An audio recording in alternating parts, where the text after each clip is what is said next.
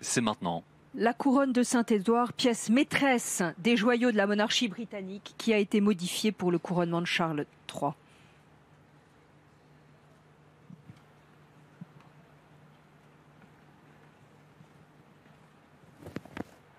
Voici le prince et la princesse de Galles qui arrivent également abrités par ses officiers, ainsi qu'on voit la princesse Charlotte et le petit Louis. C'est une surprise, on n'était pas certain jusqu'au bout que le petit prince Louis, le dernier du prince et de la princesse de Galles, serait là. Il avait fait rire le monde entier. Ah oui, c'était la star du jubilé. Hein. Voilà, et il a grandi depuis, il a tout juste 5 ans. Ce que j'ai promis ici, je le ferai. Et je tiendrai mes promesses avec l'aide de Dieu. Sunak, le Premier ministre, qui va s'avancer pour faire lecture d'un passage de la Bible. Et comme vous l'expliquait Thierry Arnaud il y a quelques instants, c'est un moment important, symbolique. La lecture très est important. tirée du premier chapitre de l'Épître aux Colossiens.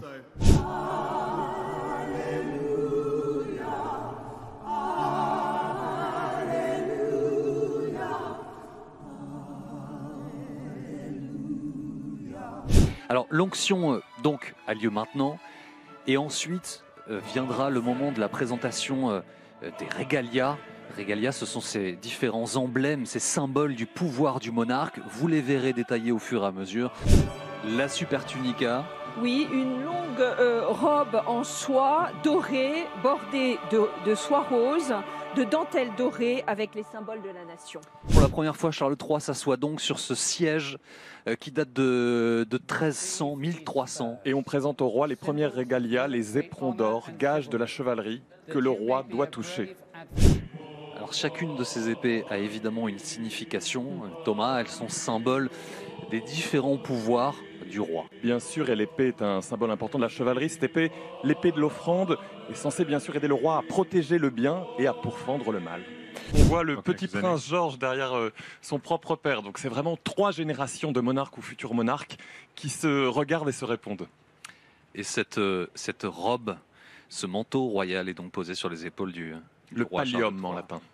Alors l'orbe, c'est cette sphère que vous allez voir apparaître dans quelques instants et qui va être remise au roi Charles III.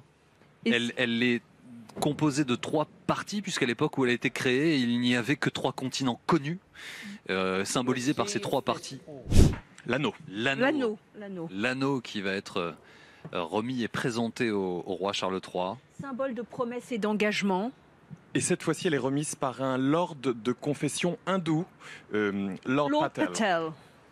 Symbole une nouvelle fois de la volonté multiconfessionnelle du roi. C'est le gant de Georges III qui avait été couronné en 1761, donc le 3e roi de la dynastie des Hanovres. Le gant que Charles III va mettre à sa main droite. À la dextre. Le sceptre avec la colombe. Le bâton de l'équité et de la miséricorde, symbole de l'alliance et de la paix. C'est maintenant. La couronne de Saint-Édouard, pièce maîtresse des joyaux de la monarchie britannique, qui a été modifiée pour le couronnement de Charles III.